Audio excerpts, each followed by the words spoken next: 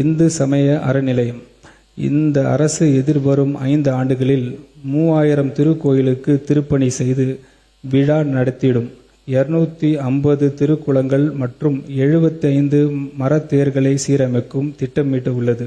மேலும் பக்தர்கள் அதிக அளவில் வரும் திருக்கோயில்களில் அவர்களின் அவசிய தேவைகளை பூர்த்தி செய்யும் வகையில் பாதுகாப்பான குடிநீர், கழிவறைகள், குளியல் அறைகள், தங்கும் விடுதிகள் உள்ளிட்ட அடிப்படை வசதிகள் மேம்படுத்தவும் திட்டமிட்டு உள்ளது. திருக்கோயிலில் மேனேஜ்மெண்ட் ட்ரஸ்டீஸ் அப்பாயின்மெண்ட்டை முக்கியத்துவத்தை உணர்ந்த இந்த அரசு பொறுப்பேற்றவுடன் குறுகிய காலத்தில் வேகமாக 9205 திருக்கோயில்களுக்கு அருங்காவலர் அறிவிப்பு வெளியிட்டு அருங்காவலர்களை நியமனம் செய்து நடவடிக்கை எடுத்து வருகிறது. 418 கோடி ரூபாய் அரசு நிதி ஒதுக்கீட்டில் 1000 ஆண்டுகள் பழமையான 213 திருக்கோயில்களை சீரமைத்து பாதுகாக்கும் பணிகள் நடைபெற்று வருகின்றன. மேலும் இத்துறையில் பல்வேறு கட்டமைப்பு சீர்திருத்தங்கள் மேற்கொண்டு வரும் இந்த அரசு திருக்கோயிலின் அசையும் மற்றும் அசையா சொத்துக்களை பாதுகாப்பதிலும் தனி கவனம் செலுத்தி வருகிறது. இந்த திருத்த வரவு செலவு திட்ட மதிப்பீடுகளில் இந்து சமய அறநிலைத்துறைக்கு 708 கோடி ரூபாய் ஒதுக்கீடு செய்யப்படுகிறது. மாண்புமிகு பேரவைத் தலைவர் அவர்களே, இதுவரையிலான எனது உரையில் இந்த அரசின் முக்கிய திட்டங்களை நான் எடுத்து கூறியுள்ளேன். நிறைவாக இந்த அரசு மாநில நிதிநிலை குறித்து கடந்த மாதம் 16 ஜூன் 2026 அன்று வெளியிட்ட வெள்ளை அறிக்கையில் மாநிலத்தின் உண்மையான நிதி நிலையும் மோசமான நிர்வாகம் மற்றும் வருவாய் வசூலிக்கும் துறைகளில் ஏற்பட்ட கசிவுகள் காரணமாகவும் மேற்கொள்ளப்பட்ட செலவினங்களால் மாநில அரசும் அதன் வழி நிறுவனங்களும், அதாவது தமிழ்நாடு மின்சார வாரியத்தின் வழி நிறுவனங்களும், தமிழ்நாடு சிவில் சப்ளைஸ் கார்ப்பரேஷன் மற்றும் மாநில போக்குவரத்து நிறுவனங்களும் மிக அதிக அளவில் கடன் பெற்றதால் ஏற்பட்ட நிதி நெருக்கடியும் தெளிவாக உண்மையாகவும் வெளியே கொண்டு வந்தது. வருவாய் எந்த அளவு ஈடு செய்யும் என்பதை கருத்தில் கொள்ளாமல் மாநிலம் கடன் பெற்று வந்துள்ளது. பொருளாதாரம் மற்றும் சமூக வளர்ச்சிக்கு முக்கியம் விளங்கும் மனிதவளம் மற்றும் உட்கட்டமைப்பில் முதலீடு செய்வதற்காக கடன் பெறுவதில் தவறில்லை என்றாலும் அந்த கடன்களை ஈடு செய்யக்கூடிய ரிசோர்ஸுகளை திரட்டும் முயற்சிகளும் அதனுடன் இணைந்திருக்க வேண்டும். இந்த எளிய உண்மையை முந்தைய அரசு உணர தவறியது. வருவாய் ஈட்டும் துறைகளில் பெரிய அளவிலான வருவாய் இழப்பு முந்தைய அரசு கண்டுகொள்ளவில்லை. மேலும் அரசின் கொள்முதல்கள் மற்றும் ஒப்பந்தங்களில் கணிசமான பங்கை நேர்மையற்ற புரோக்கர்ஸ் சுரண்டி செல்லும் வழி செய்தது.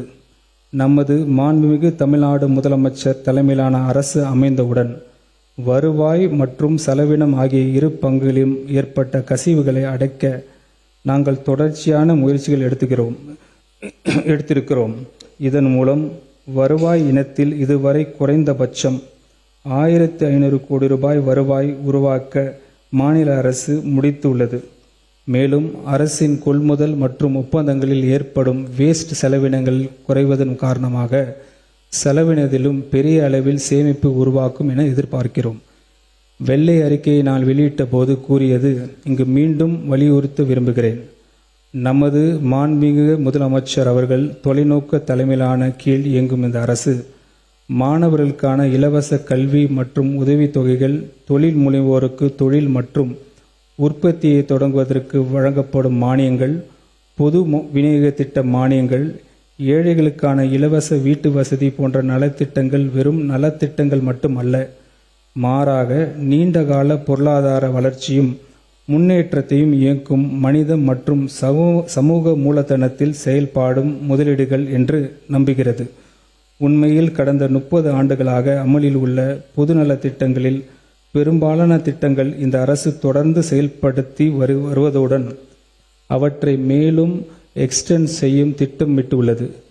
எனினும் மனிதவள மேம்பாட்டிற்கு செய்யப்படும் முதலீடுகள், உள்கட்டமைப்பில் செயல்படும் முதலீடுகளும் இடையே கச்சிதமான சமநிலை அவசியம். இவை அனைத்திற்கும் போதிய நிதி ஆதாரங்கள் தேவைப்படுகின்றன. இது குறித்து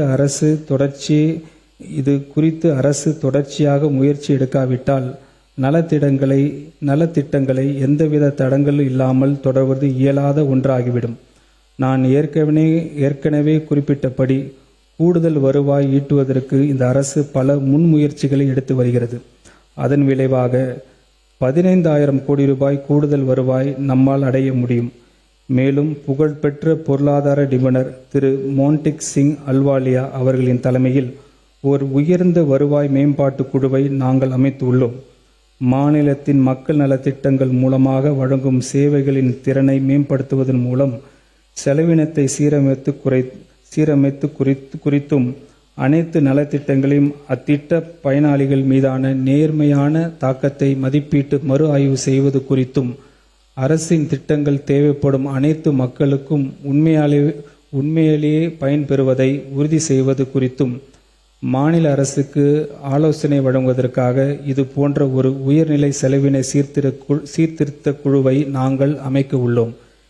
இந்த குழு செலவை குறைப்பதோடு மட்டும் நின்றுவிடாது, மாறாக அதை சரி செய்வதற்கும் நீண்ட காலத்திற்கு சமூகத்திற்கும் மாநிலத்திற்கும் நல்ல நேர்முறையான விலகுகளை பயன்களையும் தர நலத்திட்டங்கள் எக்ஸ்டெண்ட் செய்வதும் இதில் அடங்கும் என்பதை இங்கு நான் தெளிவுபடுத்த வேண்டும். மாநிலத்தின் நிலை இல்லாமல் உள்ளது. கடன் சுமையால் நிரம்பியும் குறைந்தபட்சம் வருவாயுடனும் கசியும் ஓட்டைகளுடன் கூடிய ட்ரெஷர் செஸ்ட் எங்களிடம் ஒப்படைக்கப்பட்டுள்ளது. சீரமைப்பு பணி தொடங்கிவிட்டது. எனினும் நிதி நிர்வாகத்தை மீண்டும் பிசிக்கல் கன்சாலிடேஷன் பாதைக்கு கொண்டுவர குறைந்தபட்சம் 2 ஆண்டுகள் தேவைப்படும். நமது மாண்புமிகு முதலமைச்சர் அவர்களின் தலைமையின் கீழ் அரசியல் களத்தில் நமது முந்தைய அனைத்து முயற்சிகளும் நாங்கள் வெற்றி கொண்டுள்ளோம். இந்த முயற்சியிலும் நாங்கள் வெற்றி பெறுவோம்.